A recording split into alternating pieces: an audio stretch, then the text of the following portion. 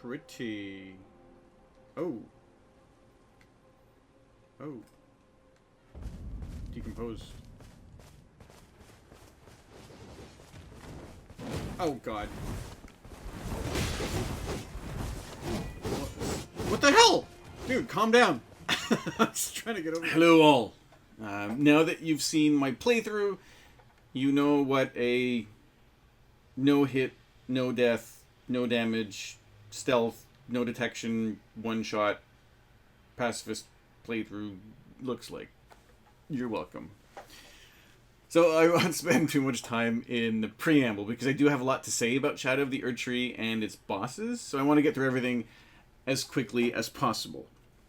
Gen Z version of my thoughts is, if you like Elden Ring, I absolutely recommend Shadow of the Erdtree, with the caveat that you kind of have to re-level your character if you want to have an easier time.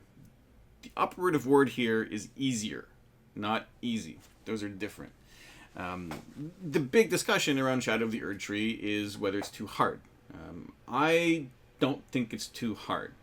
If a 40-something bozo like me can beat every boss in a DLC, anybody can. It's not easy, it's tough as balls, and to a chunky extent it's unfair, but being too hard and being unfair are two different things. And don't kid yourself, you will not have an easy time with this DLC. Early in its release, everybody said, get Shadow Tree fragments, use summons, use spirit ashes, use this build to beat this boss, with the insinuation that you'd be able to beat whatever boss you were trying to beat. All of that is kind of half true. Nobody came out and said these things may not work. But the thing is, these things may not work for you. Getting Shadow Tree fragments help, using summons and spirit ashes help, but the DLC is hard as balls regardless of how many fragments you have and what ashes and build you use. I mean, FromSoft bosses are still FromSoft bosses in the end. They're not easy, and DLC bosses have generally been tougher than base game bosses. To the people complaining that the bosses are too hard, what were you expecting? Right? Sister Frida is tougher than any boss in Vanilla DS3. Fume Knight and Zerlon are tougher than anything in Vanilla DS2. Artorias and Calamite are tougher than anything in Vanilla DS1. Like, I mean, opinions vary, but you get what I'm saying. DLC bosses are no joke. If anybody expected a cakewalk in Shadow of the Erdtree, I don't know what to tell you. Why did you expect an easier time in the DLC, considering FromSoft's history with DLC? Now, on the flip side, people telling you that getting Shadow Tree fragments and using summons and spirit ashes will make the bosses easy are also not being honest. Now, granted, most people I've seen have said they'll make the bosses easier. But a large portion of the population seem to conflate easy and easier. They're not the same. And there's nothing easy about the DLC. You have to play carefully, you have to play intelligently. At the end of the day, when it comes to the bosses, you will have to learn them a fair bit, regardless of how you decide to fight them. I haven't heard many people say that, right? This will take time. Fighting the bosses will take time. It'll take patience. And it'll take a bit of skill. Right? At the end of the day, there's no easy way through the DLC. A FromSoft DLC is still a FromSoft DLC. And remember, I'm not saying this from a position of authority or expertise, right? Despite how I started this video, you've seen me struggle through basically every boss. You've seen me scrape by Radahn. My Mimic tier put in a lot of work, right? This is the opinion of a FromSoft fan, not a FromSoft expert. I'm going to go through the good, the bad, the ugly about the DLC for me, then move on to the bosses. But I'm going to go in reverse order to end with a positive note. Starting off with the ugly. I am concerned about where FromSoft is going from here. Pretty much guaranteed they don't implement some sort of Shadow Tree fragment system ever again. The fact FromSoft themselves put up a guide and a map of the locations of all the fragments tells you they realized their mistake. The fact that patch 1.13 buffed basically every single Spirit Ash kind of admits that the DLC is overtuned. They made the DLC too tough to the point where they had to buff a core mechanic of the game, right? Basically telling people, please use Spirit Ashes now. They're kind of useful. Bosses like Radahn and Rolana worry me because they show FromSoft kind of painted themselves into a corner. no, not so much into a corner. They pointed themselves into like one side of the room. They still have some room to wiggle, but that room is getting slim. If they do continue down the Shadow of the Erdtree route in their subsequent Souls-like games, I really have no interest in fighting FromSoft bosses anymore. I am a ridiculous fan of how they design their worlds and how astounding they are at lore and environmental storytelling and build crafting.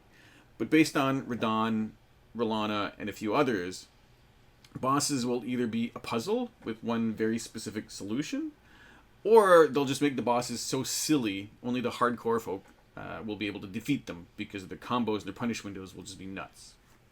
When I was practicing and fighting R'hllana, the combos and punish windows worried me a lot. To me, she's kind of indicative of what FromSoft could end up doing with their bosses in future games. Now, I do get it, right? People are used to FromSoftware bosses. So many people started with Demon Souls or Dark Souls and moved on from there. Or they started in the middle of the series with tougher bosses already. So a lot of people are used to difficult bosses. The only way FromSoft can make bosses more difficult is to mess with attack timing, make the combos longer and more complex, have shorter punish windows. R'hllana starts a combo, and it takes her about 7 weeks to finish. She does have delays, and her downtime, even after a 6 or 7 hit combo, is very short.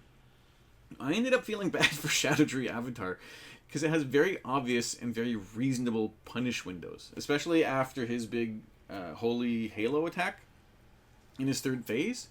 Other Remembrance bosses don't seem to have anything approaching that level of reasonableness.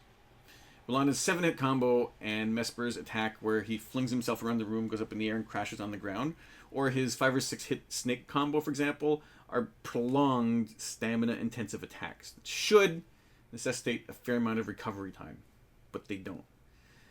Combos are getting sillier and punish windows are getting shorter. So I'm very curious to see how FromSoft handles bosses in their next few games. Moving on to the bad. The camera. this legit. It's not an issue only with the DLC, but to me, it might be recency bias, but to me, it's a bit more prevalent in the DLC. It actually legitimately boggles my mind. Like, before going to bed, I think about this and what meetings in FromSoft are like. The camera either has to be like a pink elephant they don't want to address, or they do talk about it and they come to a consensus where they say, yeah, it's fine. Anytime you fight an enemy with any kind of verticality on you, the camera goes on a roller coaster ride, right? I mean, fight Divine Beast fighting line and tell me you're not fighting the camera as much as you're fighting the urge to throw your controller out the window after dying to its lightning AoEs for the umpteenth time. You can unfocus the camera, but then it moves around so much, you're still fighting the camera, trying to follow it a lot of the times. Right? Fighting a dragon, like Senesax especially, you can focus the camera on it, but when you go in to fight it, the camera loves to spin around like a top anytime you're under it, trying to hit it.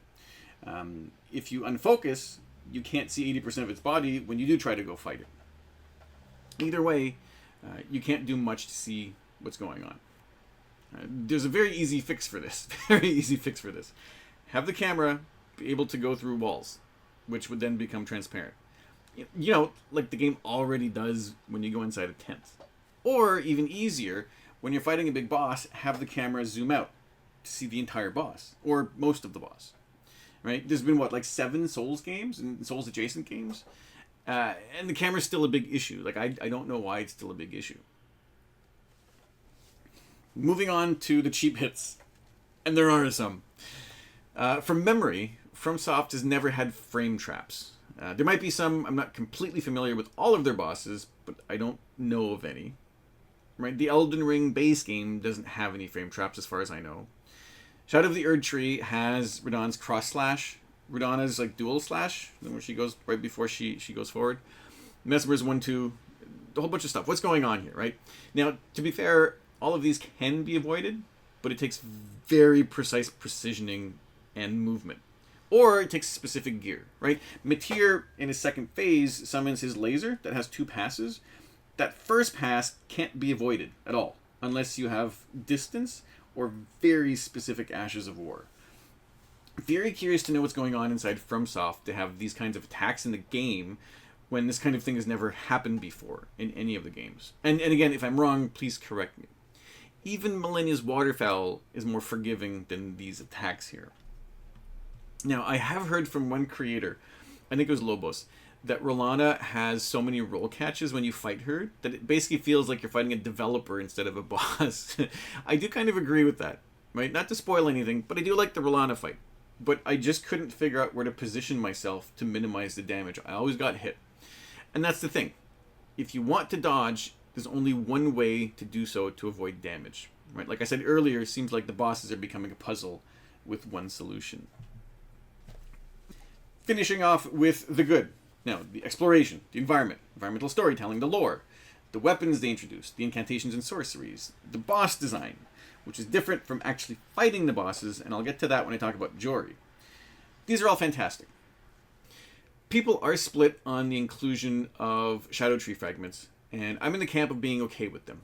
I understand some folks just want to get their gear, go fight bosses as soon as possible with as little BS as possible, so I kind of understand why they don't like the fragments. I do like exploring, and I don't mind exploring in subsequent playthroughs, so I kind of like the idea of being rewarded for exploring with these fragments. For a first playthrough, I think the fragments are fine, because they're a welcome mechanic that has not been in a FromSoft game before, but I can see why the mechanic can become tedious in subsequent playthroughs. Also heard some criticism on the game where the creator said something to the effect of, you already have your build when you enter the DLC, so most of the gear you get in the DLC is useless to you. And that was a point against exploration.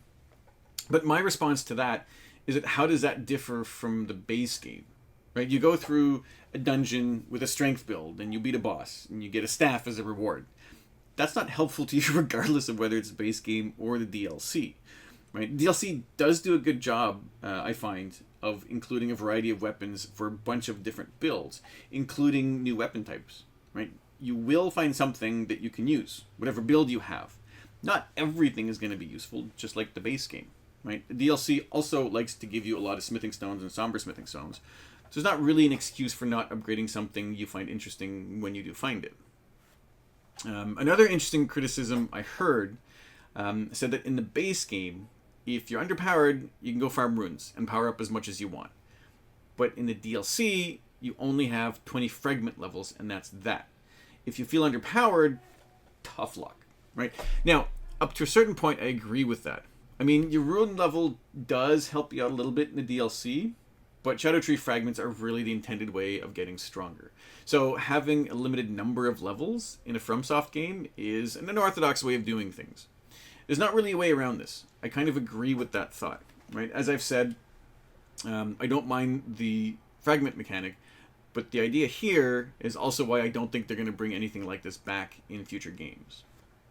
As with any FromSoft game, the environments are fantastic in the DLC. Without gushing too much overall, the Cerulean Coast is gorgeous. Shadowkeep Dungeon is fantastic. And the fact that you can get behind Castle Ensis without going through Castle Ensis shows some nice thought. It comes back to my point about being rewarded for exploring the world.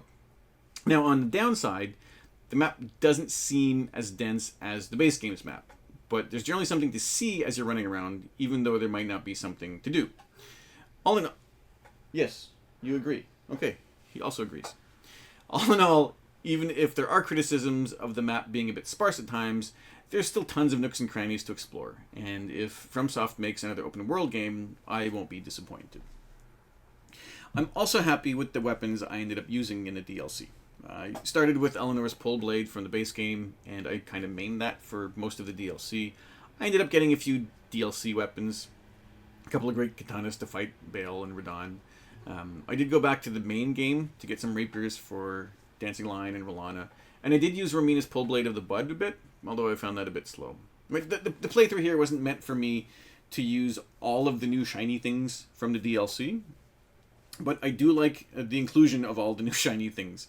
More options for more playstyles is always welcome. I will end up using a lot of the gear in future playthroughs, but for now I'm happy with what I've seen in my own playthrough and in other people's content. Overall, the criticisms I have don't overshadow how much I did enjoy the DLC. The issues with the lack of map density are overshadowed by the exploration. The issues with the bosses are overshadowed by the build crafting and a variety of ways there are to fight the bosses. Right? Like I said, I absolutely recommend a DLC, with the caveat that you will likely have to run around a bit to get some Shadow Tree fragments to boost your character before fighting any of the bosses. And speaking of the bosses, that happened. I mentioned a few specific things before, but the general issue with the boss... Yes, it was a bad segue. Let's move on with our lives. the general issue I have with the bosses in the DLC is that most of the bosses, for me, can be described as the boss is great, but the boss is fun, except. The inclusion of a but or except is somewhat disheartening. Of course, I don't like every boss in the base game, but there are tons where I don't have any buts to add. I think most of the bosses are fair, as well as well-designed. In addition to the few things I've mentioned before, there are a lot of valid complaints about the very valid complaints about the hitboxes. I do like the Gaius fight, but I have to point out how sketchy the hitbox is in his dash attack. Radahn's swords not only have hitboxes that are like bigger, they go around the sword, but they also extend about 12 to 15 inches in front of his swords, which is very strange. Milana's flame sword seems to have a bigger hitbox than her frost sword. Right? They're more, but you get the idea. It seems like no boss is perfect and is missing a little bit of refinement.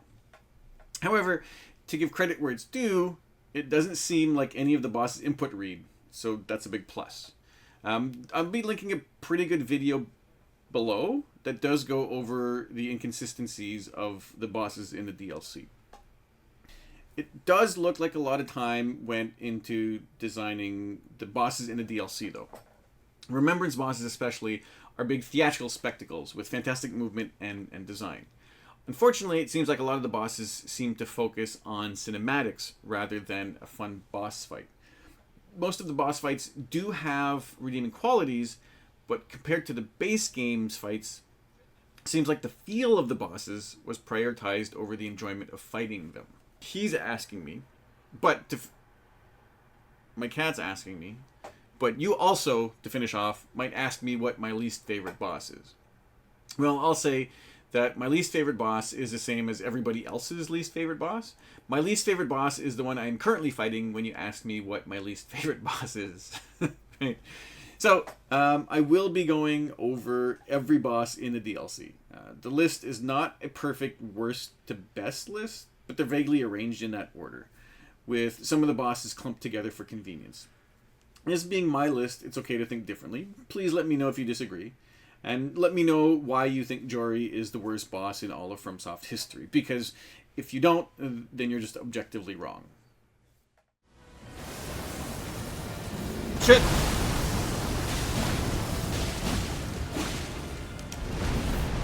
Yeah! High five! Oh! So, before I tell you why Jori is the worst boss in all of FromSoft history, there's a few enemies I won't be mentioning in the list. So the NPC boss fights I won't be mentioning. So the Greater Potentate, the Knight in Castle Ensis, Queenling, the Devonia Crucible Knight that gives you the big hammer. I might end up just giving my thoughts in the description of the video. But because they're not technically bosses, they don't have the health bar on the screen. I'm not going to be mentioning them in the list. Same thing with any bosses that are carried over from the base game. So there's a Falling Star Beast. There's a Tree Sentinel. There's I think a couple other things. Deathrite Bird, Magma. There's a couple other things. So I won't be mentioning those because they're not DLC bosses. They're base game bosses that are in the DLC. So, moving on to why Jori is... Jori's just worst boss in all of FromSoft history. Is absolute garbage. This is also... Now, the thing with Jori also is interesting, is like a perfect example for me of showing... of a distinction between a boss design and a boss fight. Because when you look at the boss design, he makes sense. He's internally consistent. And I'm assuming his lore kind of adds to that. But when you look at him, he is able to summon, has some spirit ashes he can summon. He lives in a or I don't know if he lives there, but he's in a cemetery, so it makes sense that he can summon some spirit ashes. He, I guess, studied incantations. He's got magic. He can use a bunch of different magic attacks to defend himself. He's got a big, like, fuck you staff that he can smack you over the head with. If he's also getting overwhelmed, he can teleport somewhere else. So all of that makes sense when you look at someone like at a boss fight. When you look at a boss, right? Someone's being threatened. They do things to defend themselves. Makes sense when you look at the boss itself. However, that doesn't really translate to fighting the boss, because when you're fighting the boss, he can teleport across the room. You have to run across the room, hit him once, he teleports across the room again. Run over, hit him once again, teleports across the room again. So it's very tedious that way. As you're doing that, he just spams magic the entire time, right? He's just it's also like comes fast, and the you have to always be on the move. And if you get hit once, you can kind of get stun locked into dying, because he also does a lot of damage, which is fair. He's a boss. But he can also summon, I think, 3 sets of spirit ashes at once, which to me is the worst part of the fight. No, that's not true. It's not the worst part. There's a lot of everything is the worst part of the fight. But to me, the thing with Elden Ring and FromSoft games in general, at least the Souls-like games, is that if you see an enemy and they have a weapon that you like, or a piece of gear that you like, or they have a skill or ability or magic that you like, you can get that thing. There's a few exceptions to that, but in general, you can get whatever you can do and get whatever the enemies can do and have. You can only summon 1 spirit ash. Jori can summon 3. So it's kind of like a little on the unfair side, right? Remember what I said about things being unfair? It's a little bit on the unfair side, because he can spam spirit ashes, and you can't. He can spam magic as much as he wants. It's like it's like, whether you want to or not, if someone does CrossFit, you know they do CrossFit, right? Magic users in Elden Ring is like, whether you want to or not, you know they do magic. It's kind of the same thing. Nothing about this fight is fun. You don't really learn Jori, right? You run around evading his attacks, and then run in and hit him once when you have the chance. And then you run away because you're going to get spammed by magic and summon ashes. Run around for another 20 minutes. Run in, hit him once or twice. He teleports away. You run around for another 20. Like, that's kind of what the fight is. It took me, I don't know, like 40 minutes or an hour to get through him. And none of it was fun. It's a garbage tier fight. Now, speedrunners and challenge runners have figured out a way to chain backstabs with him, but even then, it's not guaranteed, because he can teleport away. And for the most people fighting him in a general, normal fashion, that strategy is not a very viable strategy. So yeah, Jori is a complete garbage boss. There's nothing about him that is fun to fight, even though the boss design is interesting and makes logical sense, right? Yeah. So okay, actually, any boss that can spam or that spams magic is annoying. Any boss that can summon ads is annoying, and any boss that can get away from you like that is annoying. Jori does all 3. So I'll move on before I want to say more things about Jori. Similarly, as shitty and as garbage, though mildly less garbage, is Meteor. Although some people say Meter, to me it seems like Meteor. He can jump away. He has ads he can summon, though not as egregious as Jori. Oh, he's not. He doesn't like that I'm not giving him attention. Yeah, he also doesn't like Meteor. That's what he's telling me. I have 2 cats. I understand cat. Yeah. So he can. Yeah, he summons ads. Though not as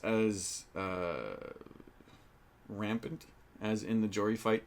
He can not teleport. He can jump away. He also has very weird hitboxes because of his finger. Or sorry, she also has very weird hitboxes because of her fingers. The finger attack. So a couple things that are not as bad. Oh well, no. I'll talk about the one thing that the other thing that's super bad is. In her second phase, she can summon I don't know, like a pulsar thing, and then a laser goes through the arena, and then a second laser goes through. That first laser is unavoidable, 100% unavoidable, unless you have, unless you chain Miriam's Vanishing with Raptor of the Mists or Quick Step. Unless you chain Miriam's Vanishing with Quick Step, or unless you are like stupidly frame precise with Raptor of the Mist and Vow of the Indomitable. I think those two can work as well. So without those three things, whether light roll, whether shield, whether jump, whether even if you could use torrent, you would still get hit by that first attack. The other way to avoid is how I fought Meteor, is you stay across the map, you stay across the arena, and you pelt her with arrows. That's really that's to me that's bad boss design. Like an unavoidable attack like that. Again, it's one of those things where I would love to see how those meetings went, where they were not necessarily designing Meteor, because it's super interesting design, right? It's a bunch of fingers. That's super interesting. But it's also like stuff in Nightmares if you want to, But just the attacks and they're like, yes, we'll have this pulsar show up, have a laser across the arena, but you can't dodge it at all unless you have very, very specific things. Again, it's kind of like that one solution to a puzzle thing, right? All this one has three solutions, but you get the point, right? Is that not every build is viable at that point. Not every piece of gear is useful or is viable, right? It's a very annoying thing. I don't necessarily want to say a redeeming thing in this fight, but one thing with the fight is that Meteor has it's a really annoying attack. It's supposed to be it's the attack where she kind of turns to the side and then drags herself along uses her fingers to drag herself along, and the hitboxes on those fingers, if you're not careful, you can get hit like 3 or 4 times and your health goes down really fast. So that attack doesn't happen unless you're far away. The downside is that she can queue up attacks, and so if you're far away, she can queue up that finger attack, and then you get close, and then she does that attack and kills you in one hit, because the finger does so much, because she does so much damage, and she's there's just a lot of hitbox, like a lot of hits at that point, because so it's just a really bad design. I think if you could have torrent, I think it would help. There's multiple reasons why you wouldn't have torrent, but it's just overall very bad design.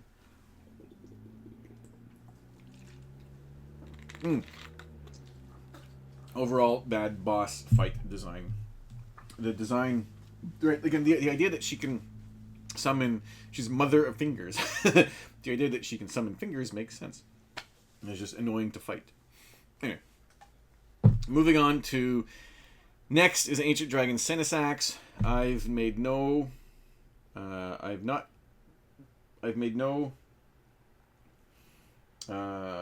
secret that I don't like fighting dragons in FromSoft games, and he is a perfect example. It's a perfect description. I was watching someone's guide, like how to beat this dragon video. It was a boss guide video, and whatever, the video was fine. It was instructive. I watched it after I beat Senisax because I wanted to see how other people beat him, because I just stood back and I pelted him with poison and bleed, that's kind of what I did, because the AoEs are just anyway.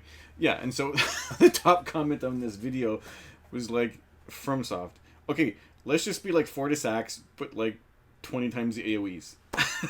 It's just like that 20 times the lightning AoEs. I just found that super funny, because that's basically what that boss is. That's what it is. That's like what it is.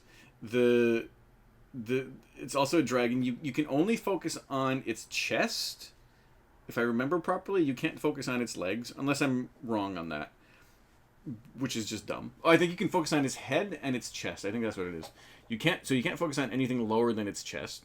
So, as I mentioned before, that's dumb, because when you go into close to the dragon, close to Senesax, to try to hit him, the camera just goes apeshit. And you can't really see anything. If you don't focus on the boss and you free aim the camera, you're looking at the feet to smack at the feet. You kind of have to go off of sound cues, because you can't really see what the boss is doing. Fine, he hits the ground, you try to tumble away, but the AoE is so dumb. In the lightning attacks, everything Senesax does has a stupid amount of lightning. AoE everywhere. It was a tedious fight, and I will not fight Senesax again. Next up are the 4 mausoleum enemies. I liked some of them a lot more than others, but just for convenience, I'll just talk about them all at the same time. So Rakshasa, Black Gel Knight, Dancer of Radahn, and Red Bear. To me, Rakshasa is easily the worst of the 4. It took me now. This is on me. It took me a while to figure out a viable strategy, just because. So the annoying thing is that the fucking ash on Rakshasa on his sword, he spams that the entire fight, and there's no. I think he did it up to like 6 times at one point. So you can't really interact with the enemy. You can't really interact with him. You just got to wait till he's done with his stupid thing. It's also kind of, he's not super fast, but he's kind of annoying with his attacks anyway. And yeah, so it took me a while to realize don't fight him like I normally fight stuff. And then I realized, if you jump left, or with the Eleanor's pole blade, with the gun, with the weapon I was using, if you jump R2, you end up slamming on the ground, and that stuns him, and then you can run away and then do it again. And so that's how I beat him that's how I beat him.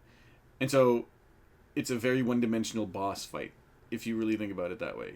It's not a very interesting boss design. It's an annoying boss design because his slash just keeps going and going and going. He has and then when you figure out the trick, he has no counter to that. Now, not that I want him to have a counter to that, because that would be more annoying, but it's like very, very one-dimensional boss fight when you learn the trick. So that's why I don't like Rakshasa at all. Mildly ahead of him in terms of how I enjoyed him, which is still not a fun fight, is the Black Gel Knight. Stupid thing that uses a big sword, big armor, big damage, all the stamina, and pretty fast. So you just kind of have to stay away from him, and then just pick your shots, right? If I practice him a lot more, I probably could just stand with him and then fight him like a little bit closer. I don't like him just because he's tough, right? I didn't have fun fighting him. I think as a design, he's better than Rakshasa. A couple of things I don't like is that if he does his like slash, his vertical slash, and then goes into his spinny move, he can knock you down on. He can stagger you on that spinny move, and then it's a combo. It's a true combo. So if you're too close to him, so again, a little bit better design than Rakshasa, but still really annoying to fight because he has a lot of health. He's got all this stamina. He hits hard, and he's fast enough. He's too fast for the amount of damage and armor. And so like, one thing that when I was doing this list, I was like, you know what? I would love to see, like, you know, I had 70 Dex and 45 Arcane and 50 Vigor and whatever else my stats were. I would love to know the equivalent stats for the enemies. Like, Black Gel Knight has like 600 everything, doesn't he? That's kind of what he would have. So, yeah, not a big fan of that. Dancer of Renah and Red Bear, I enjoyed. I enjoyed Red Bear a little bit more than Dancer of Renah. Dancer of Renah, my build worked well for her, so I ended up staggering her a lot and bleeding her a lot, which helped a lot in that fight. If you let her do what she wants to do, I think she's a lot more annoying, because her dance move can take out a lot of damage. And so if you're not careful, you can get killed pretty quickly. What's going on, Pat? I am doing my boss rating video, as you can see. And then Red Bear is appropriate for his gear and his speed and his stats. I didn't mind that fight. I died a few times, but I didn't mind the fight. I think he's fair. He's fast. I think the claws that he gives are pretty good. So no issues with Red Bear at all. I actually enjoyed him. I mean, he's pretty low on the list, but again, just because I'm clumping the mausoleum fights together, he would be much higher on the list if I kind of separated them out. So next is Cursed-Blade Labyrinth and Swordmaster Owns, or Demi-Human Swordmaster Owns. The Cursed Blades, I don't like the Cursed Blades. They have really wonky movement. I only know the hard fucker at the end of the DLC. Radahn is the only one you've seen. I'll get to Radahn, don't worry. But, yes, like I said, next would be Cursed Blade Labyrinth. Cursed Blades, okay, so as far as lore goes, it's pure FromSoft lore. It's, fantasy sadness. That's basically what his story is. Cursed Blade's the first idiot you fight in the entire DLC is a Cursed Blade, and he wrecks you. I don't like fighting them, but at least as a boss, Labyrinth doesn't have that much health, and that's kind of what the saving grace is of this fight. They have very silly combos. The Labyrinth has very silly combos. It does a fair amount of damage, a decent amount of stamina, and so you just kind of have to dodge and dodge and dodge until hopefully the combo is over, and then hit him once or twice. And hitting him once or twice does take away a chunk of his health, so at least there's that. And then Owns is another one that doesn't have a lot of poise, I think. So I didn't have too many issues with him. I think I beat him first try or second try, just because the pull blade I was using worked wonders against him. If you have something slower, he's probably a lot more annoying. I didn't have that issue. He's really fast, probably a little bit too fast, but again, his health is not silly, and I don't remember him doing too much damage. Although that might just be my imagination. It might be because I fought him a bit later and I had all this Shadow Tree fragments, but I don't remember him being super annoying. If you find him early on, like I should have done, quite honestly, because he's in the early area of the game. If you find him early on, he's probably a lot more annoying. So that's why he's not as bad on my list as he might be. But there's that. So yeah, I didn't mind him. So next would be... Actually, no, Count Ymir should be before those. Count Ymir is the only reason Count Ymir is there is because he does not have a lot of health, and he has just a couple of attacks. I kind of bulldozed my way through that fight. I don't like that I did that, but I also didn't really want to interact with the boss. I just wanted to spam R1 until he died, and that's kind of what I did. I'm assuming, I don't think he's that hard of a fight if I didn't do that, but it's just like the fight seems like an afterthought. After Mateer, it's a really annoying fight. Maybe it's because he's right after Mateer. Maybe he should be a lot lower on the list. But right after Mateer, any boss will seem like A tier or S tier.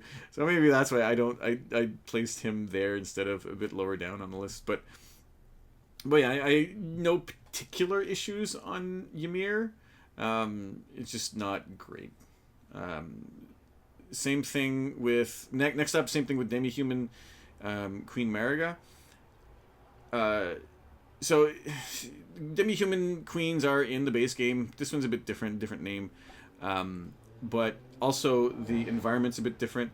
The reason, like, I don't mind Demi-Human Queens. They're not particularly tough. They don't have a lot of health for some reason, even though they're like massive. They do spam magic, which is kind of annoying, but the big the big issue is that she's surrounded by ads. And so I ended up just spamming my my knives at all of the ads, and that worked really well. If you are not a build that has range, she's gonna be really annoying because you're gonna have to fight a bunch of ads while trying to avoid all her magic.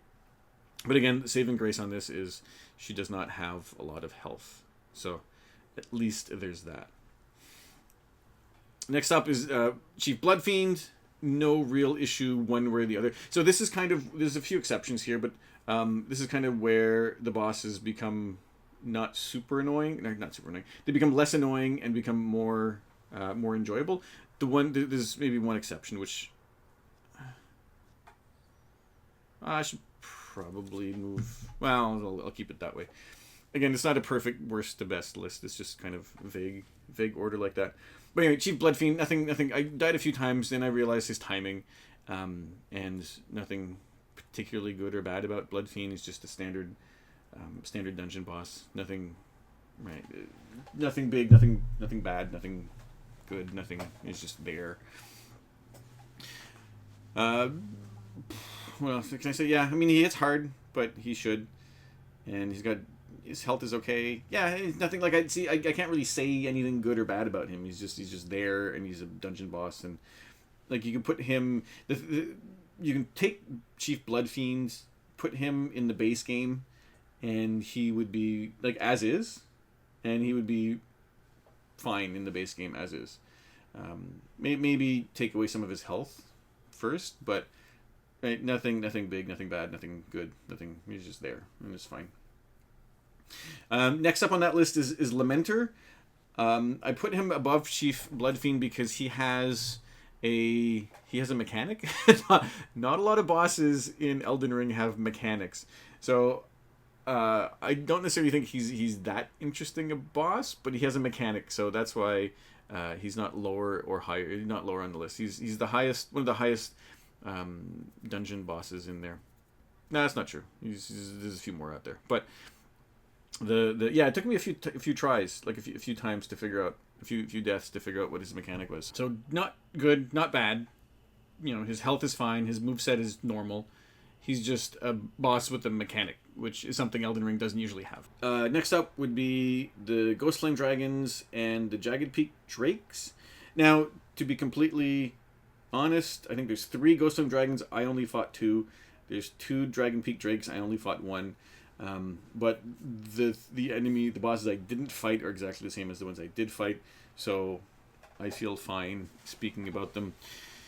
They're dragons. They're less annoying than Sinisax, simply because, especially the Drake. I prefer the Drake a little bit more than the Ghost Flame Dragon. The Ghost Flame Dragon has, especially the one in Cerulean Coast ends up. I don't know if it just happened that way, or if the dragon can summon ads, but there's a bunch of Skelly-Nens that were around when I was fighting the Ghost Flame Dragon in Cerulean Coast, and that was really annoying, because extra ads in a boss fight.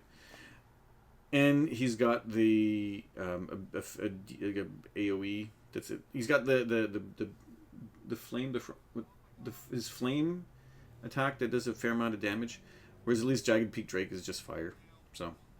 But they're much higher than Sinisax because they don't move around as much. They don't fly around. They don't have dumb AoEs when they smack the ground. They just have the standard, just AoE, the ground smacking AoE. I guess they have fire and the flame thing, but nothing as annoying as Cinesacks. They're fine fights. They're just dragon fights, which I'm not. Like I said, I'm not a big fan of dragon fights, but they're fine. Nothing good, nothing bad. Just fights. So next up is I think the first remembrance boss in the whole list. Dancing Beast, Divine Beast, Dancing Lion. Sorry. So first of all, fuck the Deathblight one in Ancient Rua. I cheesed him, and I don't feel bad about him. I don't feel bad about that. The thing with this, I enjoy the design of the boss. I enjoy the idea that, apart from the Deathblight, I enjoy the elemental stuff. It's just, it might just be a little much overall. But the thing with that messed me up on that boss fight, and I have a practice video that you can look at if you want to. I think in the video, the playthrough video, I think I just first try.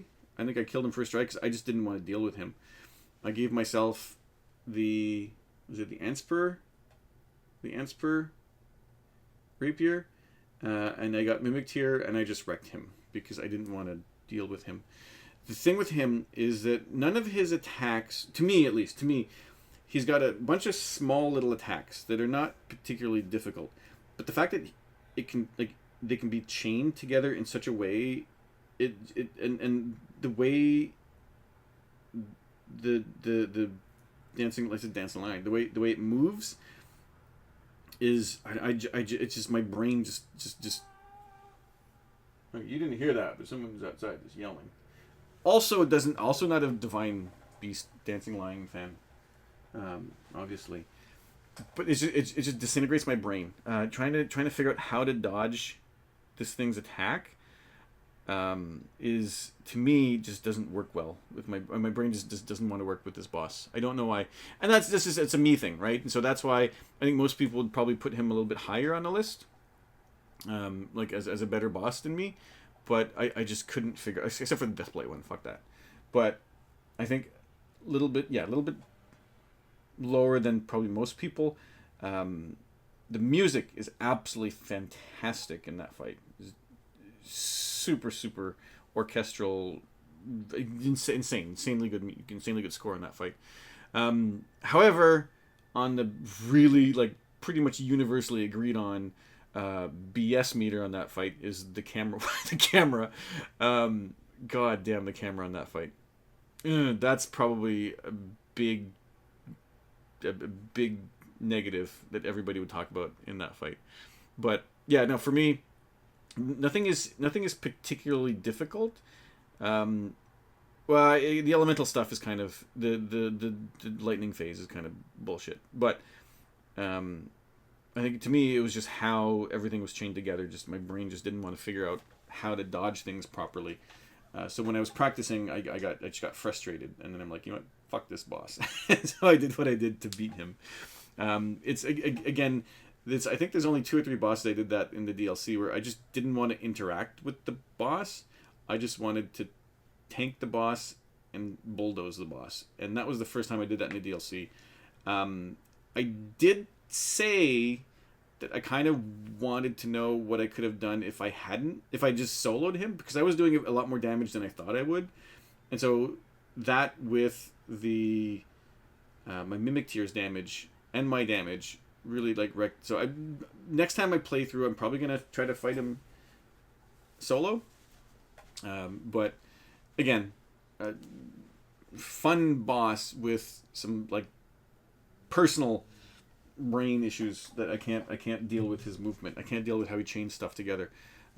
It's just a very bizarre. I just don't understand his. I just don't understand his attacks or his attack pattern. I understand his attacks. I don't understand his attack patterns. Put it that way. How he puts stuff together. Next up after that is Ancient Dragon Man in the Dragon Pit, I guess, which makes sense.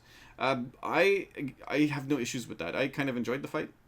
He was not super difficult for me. And again, I think this is because I was a little bit higher up in the Shadow Tree fragment levels. But he is an NPC boss that's not super annoying. Some other people will probably have more trouble than I did. For some reason, I didn't really, at least from memory, it wasn't super annoying to fight him. My build ended up working well to be able to fight him. He does a few dragon attacks that seem like they're going to be more dangerous than they are.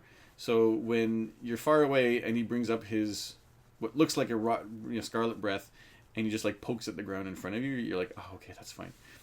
And he gives the best weapon for Bale, to fight Bale. So he drops some really good gear, and he is not that bad to fight. So next up are the two Great Bears, Rugali and Ralva. I was very frustrated when I fought them because some of their moves are a bit weird. Just the move where he jumps, like the bears jump over you and you kind of have to dodge to the one side or the other. For some reason, I always tried to dodge through them, and even after I realized you dodge to the side, I still ended up dodging through them, trying to dodge through them. So partly is my fault that I was frustrated, but actually it's probably all my fault. But it's also bears. I don't like fighting bears, and so I'm happy that I was able to fight both of them in one stream and beat them. And so I'm happy I fought some bears and I got through them, so that's why I like them so much. But they also give some I think if I remember properly, they give some decent gear or some decent stuff, so that there is a decent reward. Obviously you have to have the right build for it, but they give some decent rewards for fighting them. And they're not, they're bear fights. They're not great fights. They're not horrible fights, but they're just fine fights. Golden Hippo is next. The one in Castle Ensis. No, the one in Shadowkeep. Yeah, when you enter enter Shadowkeep. The Golden Hippo is an okay fight again. I was not particularly frustrated with that fight, except for that one attack where he was kind of curled up in one side, and then you were here, and his head still hit you when he moved that way. The hitbox issue was fixed after I fought him. So if that's fixed and it's normal now, then he's even less of a hassle.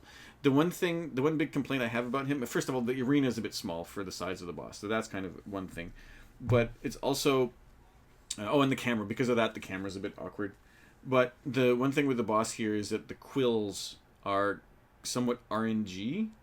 And so if you want to avoid getting hit, the quills are not RNG. The quills seem like they when he has his attack and the quills fall from the sky, from the top, it seems like they fall at random places.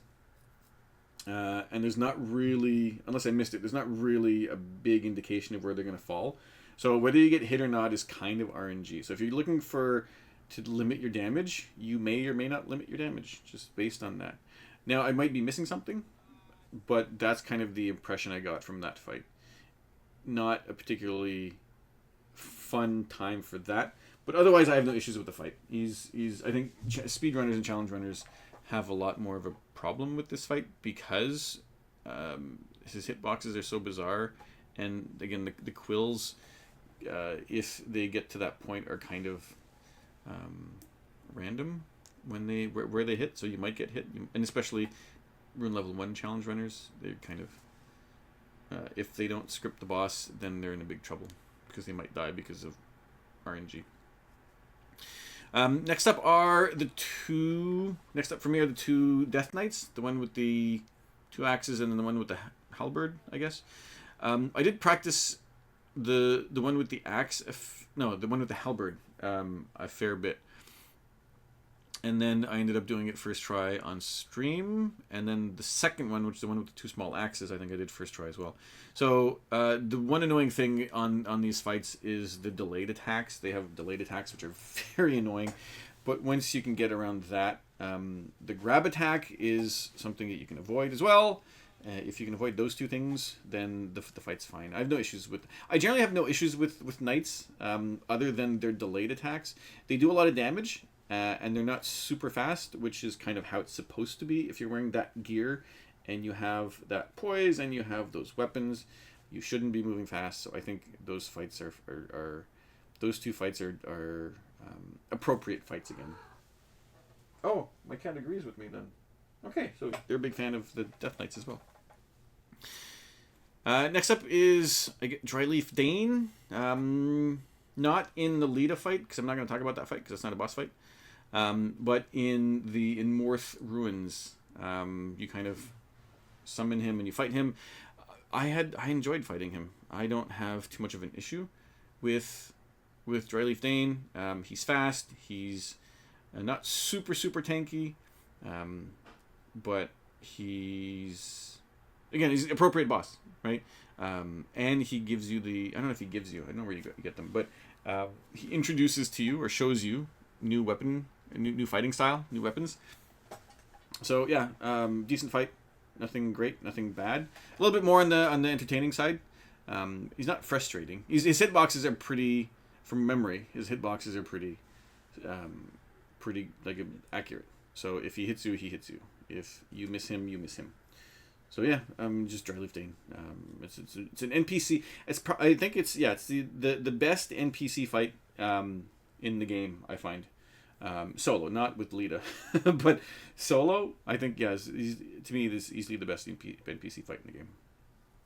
So next up, I have so much is Radahn. I have so much to talk about Radahn. So very quickly with Radahn. So here's the thing. Okay. You know, let me have something to drink before, because I'm gonna end up talking a lot on Radahn.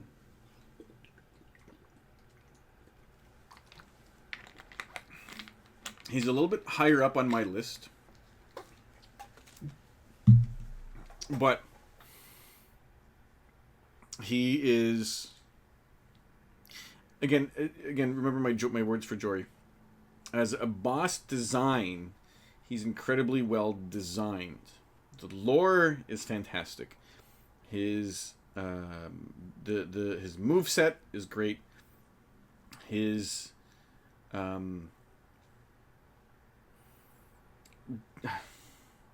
he's in okay. Bottom line, take away the bullshit from his fight. Right? There's a little bit of bullshit in his fight. One, the terrain is uneven. And so if you're not standing in the right... So if you're standing in different spots on different terrain, if you're standing on... so if he's higher than you, if he's lower than you, you can kind of configure the terrain a bit differently and where his position is and where your position is. If he does a particular attack, he may miss you and he may hit you, depending on the placement of you and him on the terrain. That's annoying.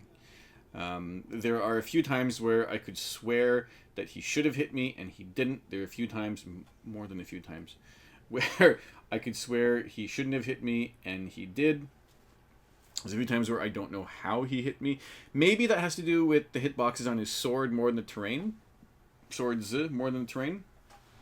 But the point is that the terrain is a little bit of a piece of RNG that that shouldn't be there in a fight like this. It's a final fight. The environment shouldn't be part of the difficulty unless it's part of the difficulty, right? If it's rainy, if you're in 0G, if you are in a place that's super dark, super bright, in a forest, right? The terrain is part of the RNG, is part of the difficulty at that point. This is a clear, supposedly flat, big, massive arena, but the terrain is uneven, and that messes up some stuff. So that's the one thing. That's one thing with this fight. That's one big BS with this fight. Second thing is the fucking cross slash. Take that away. There are a few ways to avoid it, but unless the positioning is proper and the movement is precise, or you're using particular pieces of gear, like the Crucible. Was it the Crucible Feather Talisman? The one that gives you extra iframes, and your light rolling, or a couple other things. Like, unless you're using very specific pieces of gear, or unless you are positioned properly and you dodge in a particular spot, that cross slash is going to hit you. That's annoying. That kind of thing shouldn't be there. It's one of those things where this kind of shows that FromSoft doesn't really. I don't know what kind of QA testing this boss had, right? The QA testing boss especially the last boss of the game. It should be a perfect fight. The fact that there's some sort of BS going on shouldn't be there. It shouldn't be there. To me, the third bullshit thing that shouldn't be there are in the second phase the holy bolts that keep raining down from above. If you're positioned properly, you might not get hit by them. But the thing with the holy bolts, so there's a video by, who was it, the Democracy, I think, where he compared Ishin, who's considered to be a very aggressive, very tough boss in Sekiro, which I haven't fought, I haven't played through yet, but Ishin is supposed to be the toughest boss in Sekiro, and he's supposed to be fairly aggressive, and so Democracy looked at the first 30 seconds of the fight with Ishin, and the first 30 seconds of the fight with Radahn. And Ishin had, I think, 14 attacks in the first 30 seconds and had an uptime of 30 or 40%. So in a 30-second, so it was something like in the first minute of the fight, you have about 34 seconds. 34 seconds? I'll put it on screen if I'm not right. But you have a bunch of time. You have a ton of time to be able to figure out what you want to do. Radahn, in the first 30 seconds of a fight, will generally have about 34 attacks with a 90% uptime. So that means that in a 1 minute sequence of a fight, you have 6 seconds to heal, to attack, to move around, to do what you want to do. 6 seconds. So the idea with the fight is that you're not supposed to do much when you're fighting Radahn. Now, he's tough and everything, but that's fine. So in the second phase, because you're not really supposed to be able to do much, the fight seems to be designed to keep you next to Radahn, because he can cover so much distance so quickly, and his distance, not all of his distance attacks, right? The one where the gravity vortex is an easy one to avoid, but his distance attacks are pretty devastating if you get hit by them. He's kind of designed to be to keep you close to him, and especially in the second phase, if you try to run away to give yourself a little bit of time to heal or to just rest, you're going to get punished for that because of those holy bolts. If you get close to him and you're not in the proper spot, you're going to get hit by the holy bolts. If you get hit by the holy bolts and your poise is not super high, you're going to get staggered. So that'll eat one of your inputs. So of the 6 seconds where you can do stuff, you might not be able to hit the enemy because you get hit by a holy bolt. So you're going to have to heal, or you're going to have to dodge around until the next time you have to heal. The holy bolts also add a shit ton of visual pollution to the fight. I don't know if you see this. Well, you won't see it because it's just fucking, you can't see anything on screen. But in the first phase of the fight, as I was dodging his combos, I was dodging the combos because of the visual cues I got, because he would start swiping a sword, so I would dodge. In his second phase, because of the holy bolts that come down, you can't really see his attack that much. So I was trying to dodge based on muscle memory and time, the memory of the timing. I wasn't dodging much on visual cues because you can't really see much. The hair, I'm okay with the hair, but it's a combination of the hair and the holy bolts. Either reduce the holy bolts, or just have them be for show and they don't do damage, or they do a fraction of the damage that they do. So that's the third piece of BS in the fight. Just because of the way the fight is designed, and just because of the visual pollution, and just because of you almost have to be perfect when you're fighting Radahn. And I'm kind of okay with that. But the fact that you have to do that while you can't really see much, and while you can't heal, and while you can't do anything except kind of dance with Radahn, which I always want to dance with the bosses, so that's fine. But the fact that there's no uptime, there's no downtime on the boss for you to do things, in addition to all these things, is kind of BS to me. Those three things aside, I really, really enjoyed the fight. In my practice, I said I didn't have any fun, and I didn't. When I was fighting him, when I was doing legitimate tries, legitimate attempts, I enjoyed that more than when I was practicing. When I finally beat Radahn, I was happy. I'm not going to fight him legitimately again, I'll tell you that right now. Or if I do, it's going to be for some weird reason. But his combos are long, but they're manageable. His downtime is manageable if you take away the other BS. His second phase is manageable if you take away the other BS. So that's why he's a bit higher than your impression might be based on how I felt when I was fighting him. The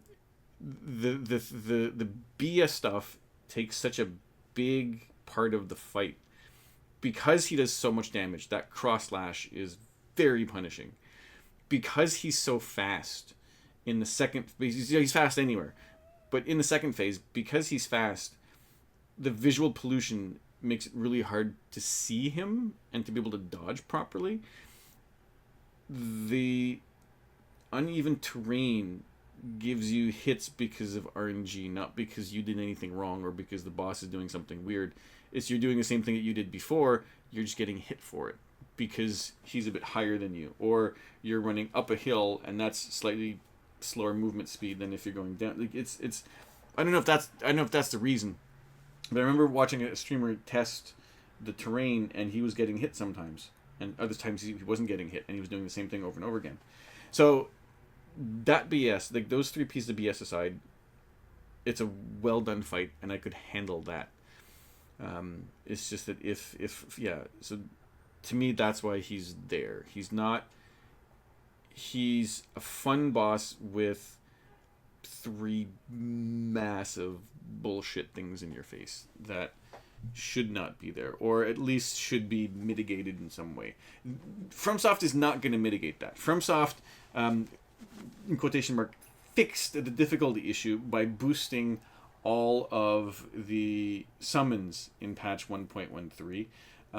The weapon I was using, no, not the weapon I was using, the Ash of War I was using was buffed with patch 1.13 as well. So that did a little bit more damage. It was doing 80 to 90 more damage, so it's not a tremendous amount of damage when you consider how much health he has, but any little piece of damage helps. So the Ash of, and so they buffed stuff a lot to help you with the DLC, but they're not going to, in quotation marks, they're not going to nerf Radahn. They're not going to do that. They're going to, if they nerf Radahn, I'll be very surprised, just because they don't necessarily want to admit that Radahn is a mistake, and if they nerf him, they kind of have to admit that he was a mistake. So I could probably go on more. Like I could probably go move by move if I really want to, but that's kind of what it is. There's three big pieces of BS, and you're gonna have to swallow them over and over again when you fight him, and that's the thing that's not fun. His take away the cross slash, the uneven terrain, and the holy bolts, and the fight instantly moves up like 10 spots. It's not even close. Take away the cross slash, and the fight becomes a lot more enjoyable. Like it's the BS takes up such a big part of the fight that it's incredible how one small thing would make such a difference. So a lot of people probably think that Radahn should be higher, and so let me know if he should be high, if he's higher on your list, if you prefer him more than I do. But next up, we'll move up next up, which is weird to say that I kind of prefer these fights over Radahn, but Crucible Knight Garou and Crucible Knight Erdtree. I prefer Erdtree more than Garou, just because I think his moveset's a bit more interesting. Garou. So this is one of the exceptions where Garou is one of the exceptions that has a skill that you can't get. I said when I was fighting Jori, when I was talking about Jori, is that there's very few exceptions where you can't get what the boss does, or what the enemy does. His tongue attack, yes, you heard that right, Silvernut. His tongue attack, you can't get. Is one skill you can't get in a DLC, I think. But yeah, they're Crucible Knights, and like I said, I don't have any issues with Crucible Knights. I think they're well done. I had fun learning and fighting Erdtree on the I forget what castle he is in, but yeah, I mean they're fair fights. They don't have Erdtree does have a fairly chunky combo, but I think because everything else about him is fairly reasonable, in my mind at least, I didn't mind that one combo that he had. Everything else was kind of fine. And Garou was, I think, a little bit easier in my head. I think I beat him first try as well. No, not as well. I beat him first try. Erdtree took me a few tries. But yeah, there's nothing wrong with them. I actually enjoyed fighting them. I think they're fair. And again, especially Garou has a big hammer, I think, or something, or colossal weapon or something. Giant hammer. And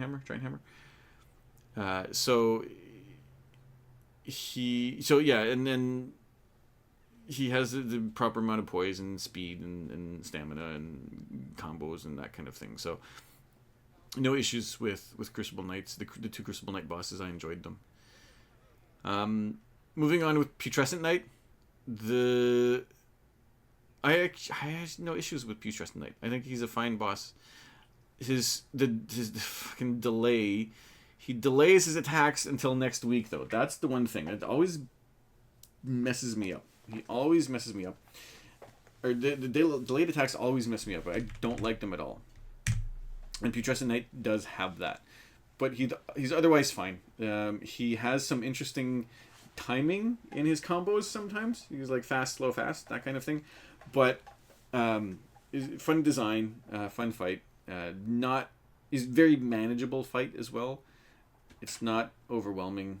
You do have time to rest. His hitboxes can be a bit funny, although the way I fought him, I didn't really have that issue. His flame attack, his flame AoE, did have funny hitboxes for me, but that might just be because I didn't realize I didn't figure out the timing on those. But otherwise, fun design, decent fight. I have no issues with that fight. For me, Romina's next. I kind of enjoyed Romina. I didn't fight. The one thing I didn't like about Romina is her roly-poly attack. When she comes out of the roly-poly... Actually, there's a couple of things I'm not a fan of in that fight, but the roly-poly... When she comes out of the roly-poly... Because she just rolls around in the arena. When she comes out of that, her centipede side flails around with a hitbox. She follows that up with a roll catch with her pole. That's annoying. And then if you don't time it properly, she kind of curls up in a, I don't know, like a centipede, and then kind of flails her centipede side, and then her scorpion side follows, and then a third attack happens with her centipede side. If you don't time that properly, that middle hit will hit you. that's the other thing I didn't like about her, but otherwise I'm fine. The Scarlet Rot part of things I think is manageable if you're careful. Her combos are not. So her combos are pretty reasonable, actually. I probably wouldn't have minded slightly longer combos. But and I think she's interesting design, and she's also one of the three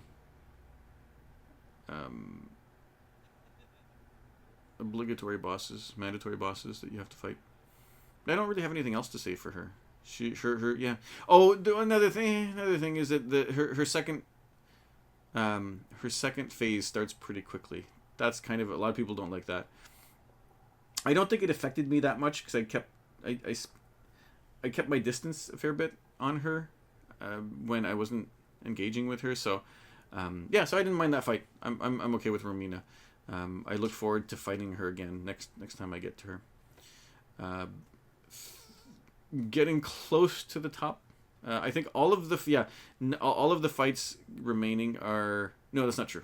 All of the fights and Bale are Remembrance bosses. So Shadow Tree Avatar is next.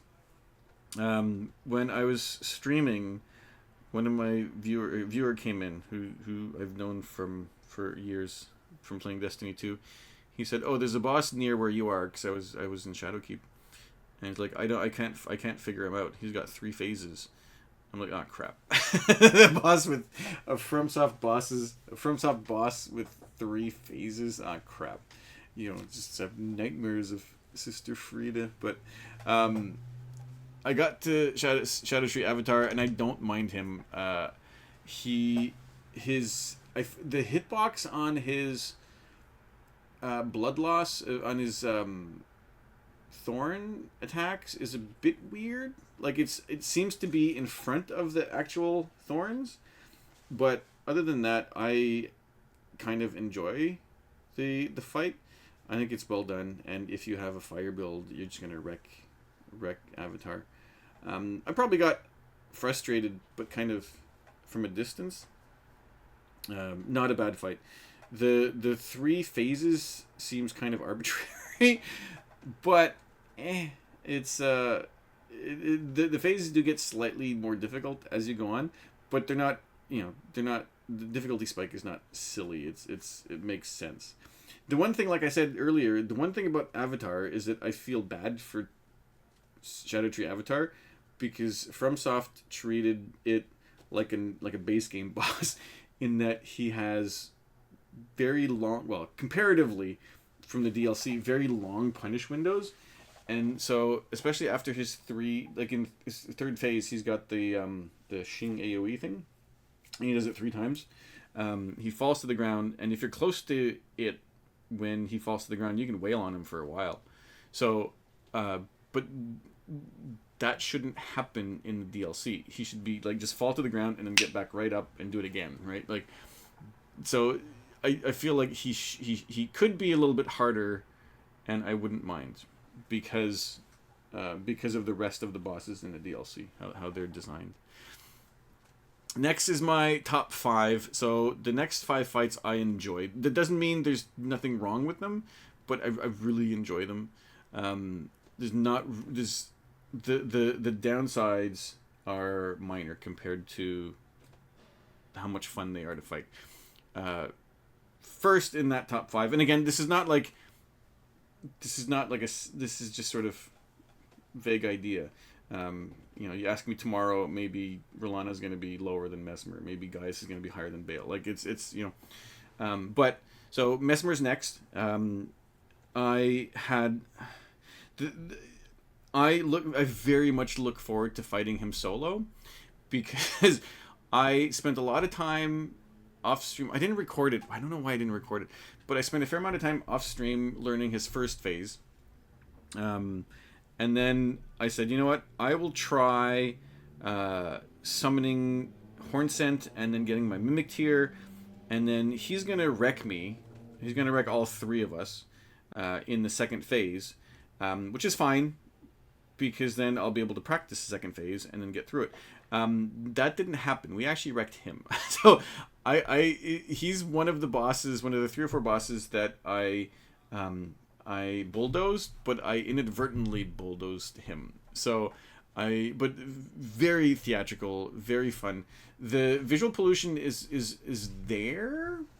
They could have a little bit less particle effects, because, but the thing with that is that if he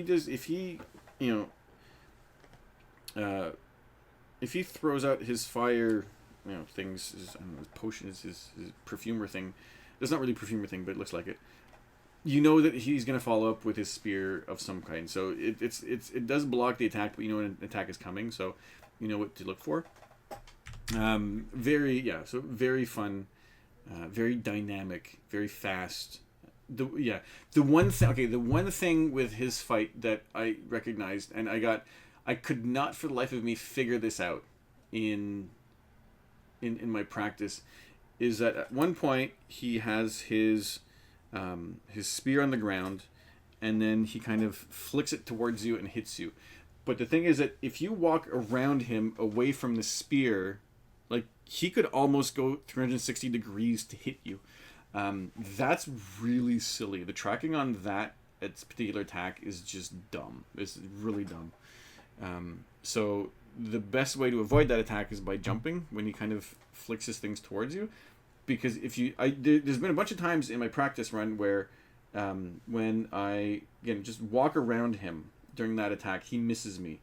But it's not 100% of the time. Sometimes he hits me, and I don't know why. Because I feel like I'm doing the same thing over and over again. Sometimes he hits me, sometimes he does. Sometimes he doesn't.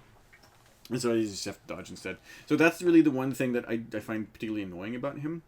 But other than that, yeah, very fun, very cinematic. Especially the second phase with all of the snakes and stuff. It's really well done. Like, when you beat him, you feel like a badass. That's like the perfect perfect feeling you want. I felt like a badass more than with Radahn, because Radahn was relief I beat him. Mesmer was like, oh, kick ass, I beat him, right? So Mesmer, a lot of fun. With, again, a couple exceptions, I find him fair. Oh, and then there's that 1-2 hit, which I don't like. But I mentioned that earlier, so I'm not going to go into that. Up next is R'hllana. So the thing with R'hllana is... the reason why R'hllana is a bit higher than Mesmer is because I didn't learn Mesmer's second phase as much as I wanted to, because I did what I did in the playthrough. If I end up learning the second phase, he's probably going to be a little bit higher than where he is now in my list.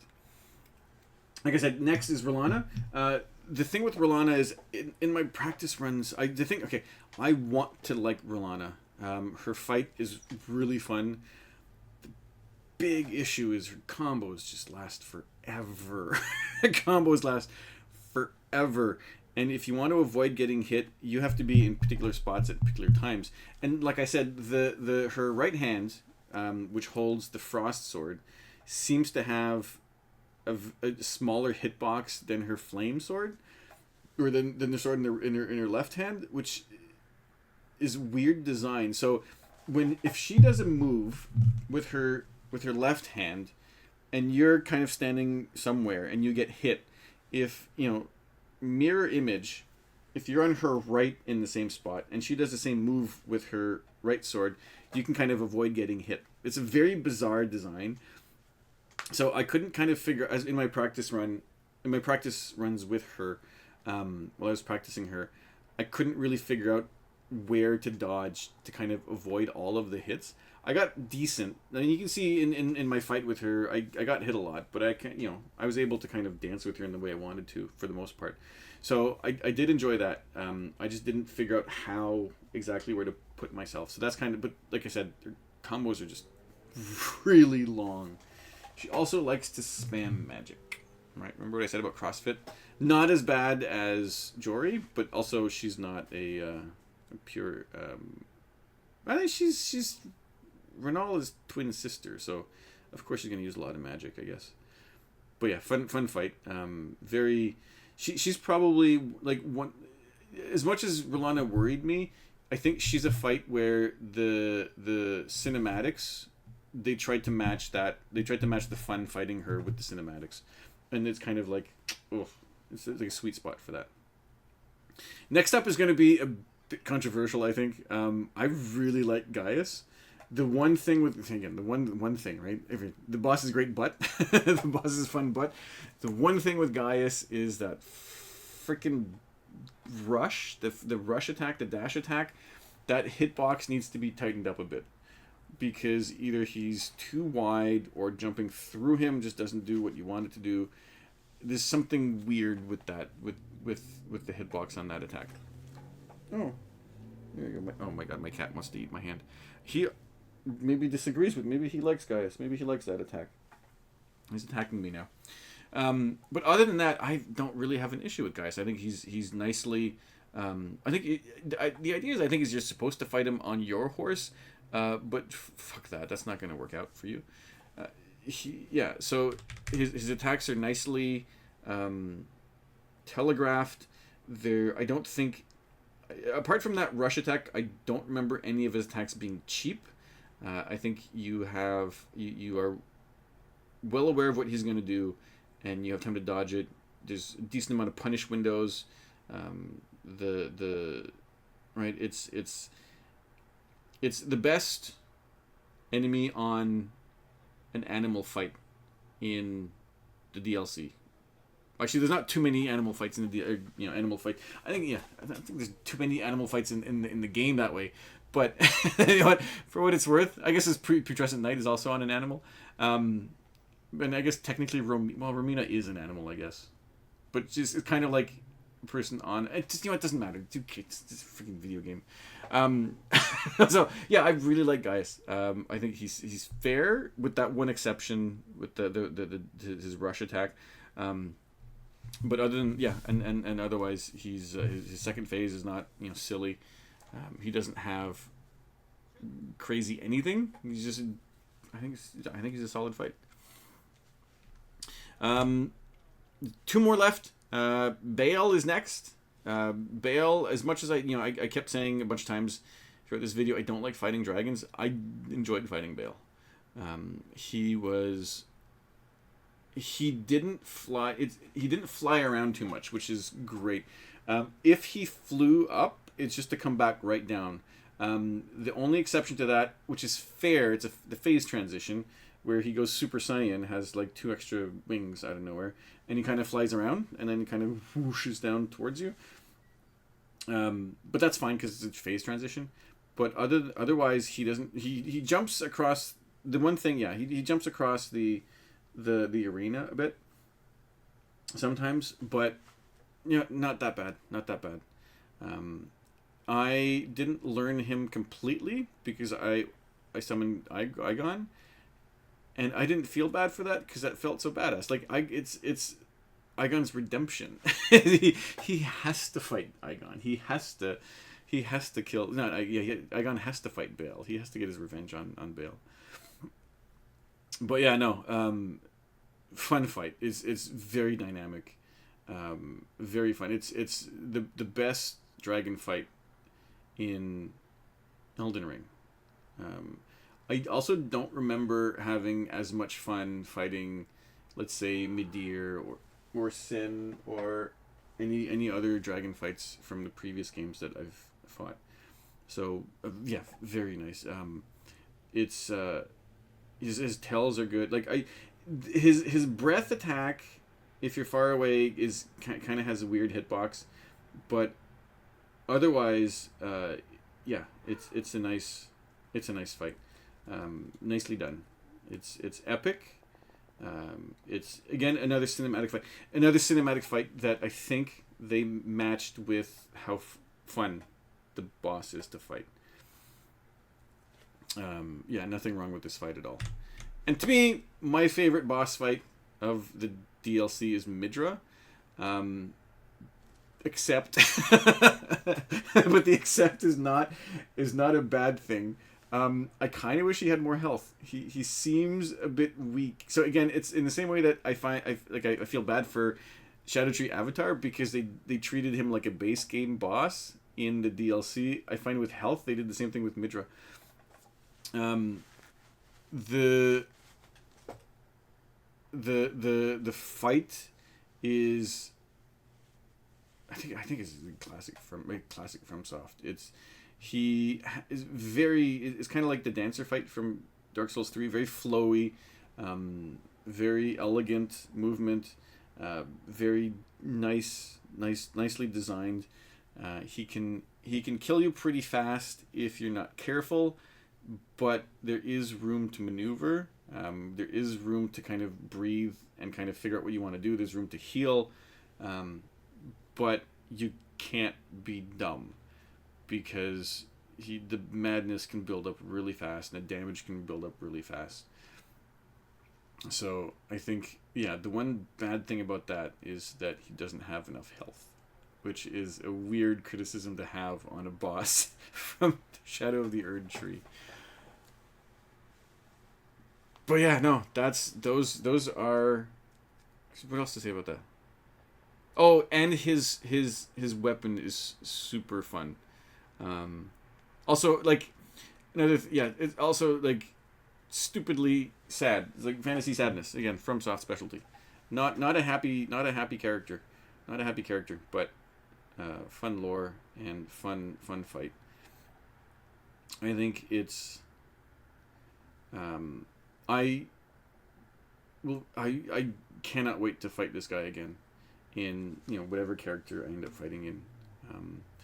It's very, I think it's the best designed fight in the game.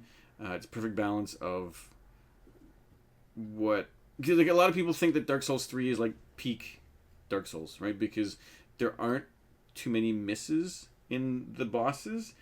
And to me, that kind of emulates that. This boss here kind of emulates how they kind of hit peak with Dark Souls 3. There's probably some thoughts I missed on a few bosses.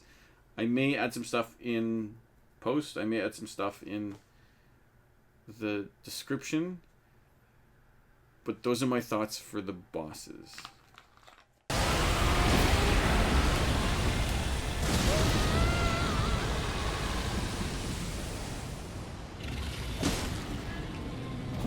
Oh my god, we got him.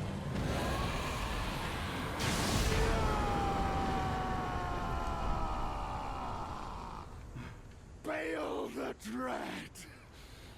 High five. You shall haunt. That was fucking epic. No longer. In conclusion, because I haven't said enough words in this video already. So, on average, the boss fights are fun. But, right, like I've said throughout the video, I've heard before that FromSoft doesn't care too much for speedrunners, and a lot of people question some of the boss design, asking if they've designed bosses to counter speedrunners and challenge runners. I don't think FromSoft cares enough to do that.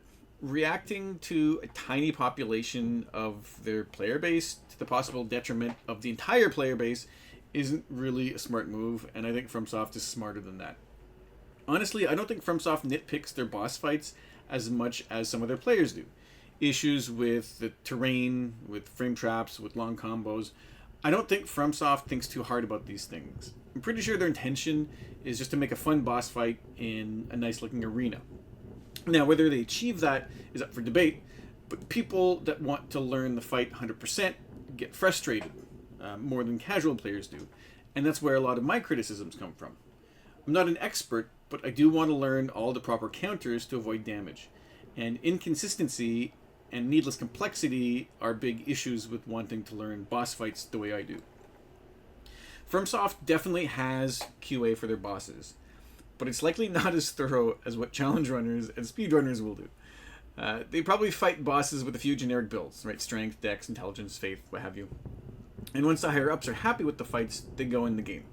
Considering how the community has beaten Radahn in countless creatively silly ways with absurd restrictions at this point, it's not really surprising FromSoft doesn't test every little detail in all of the fights. There's no way to QA for everything the community can think of. That doesn't mean the fights can't be criticized, though. There will obviously be things to poke at, and questioning design choices like Meteor's laser is very valid. To me, a decision like her laser is a detriment to the whole community, because every player is likely to get hit if they fight at close range. Now, whether the fights are fun or not, I can definitely appreciate the time and effort that went into designing the bosses and their fights. I also think, for the most part, they did achieve fun fights, right? Except for Jori, because fuck that guy, right? So, all in all, those are my thoughts. I hope you enjoyed this. This went a bit longer than I wanted, so if you did make it through, I really appreciate it. Let me know what you think. Thank you for your time. I'll see you next video. But here's the thing. You saw me beat Radahn legitimately, just, you know, without any tricks, without any cheeses, without, like, just legit. That's the only time I'm ever gonna do that.